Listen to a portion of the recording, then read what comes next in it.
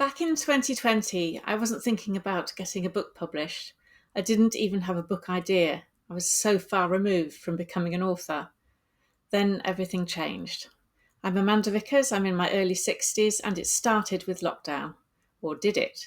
If we rewind about 50 years when I was just 9 years old, my father, Bruce Neville Cox, went to work one day and never came back. He left my mother and me and my two brothers. We didn't know he had emigrated to Canada with the secretary from his office until much, much later.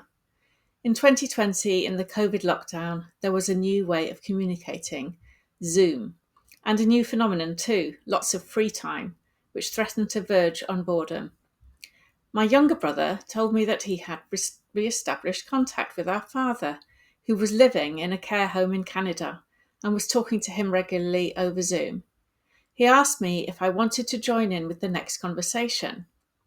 It took me months to get over my entrenched lifelong negativity about this idea. I hadn't seen him since I was 9. When I finally joined the call, it was on the proviso that my brother would carry the conversation.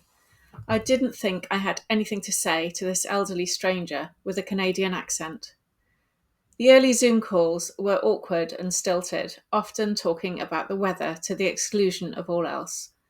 I particularly struggled to let him into my life when he had never shown interest. I felt that I probably wanted to stop trying. Then, on a call that I wasn't party to, my father mentioned to my brother that he'd been a spy and could now tell his story because the Official Secrets Act had passed its 30-year embargo. I was only mildly interested. I knew nothing whatsoever about spies or the Cold War. I'd always actively avoided those topics.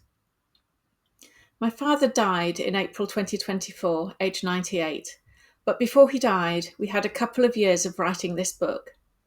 It was a way, perhaps the only way, of getting to know each other. My father started coming out with odd dribs and drabs of information, names, places, events, nothing chronological or even coherent. Instead of ignoring it all, as old age ramblings, lockdown boredom meant that I started researching, Googling, reading, and finding out. To my utter surprise, his narrative eventually made a sort of sense, though I'm still not completely certain about the order of some of the events. I wrote down each piece of information on an index card, trying to date them all as I went along. I was ignorant about all of the names, even those I should perhaps have known, such as Sergei Korolev, the leader of the Soviet space program, Helmut Gertrup, German rocket scientist and eventual inventor of the smart card, and Dr. Walter Dieminger, who eventually became the first director of the Max Planck Institute. I knew nothing about the tense standoff that was the Cold War.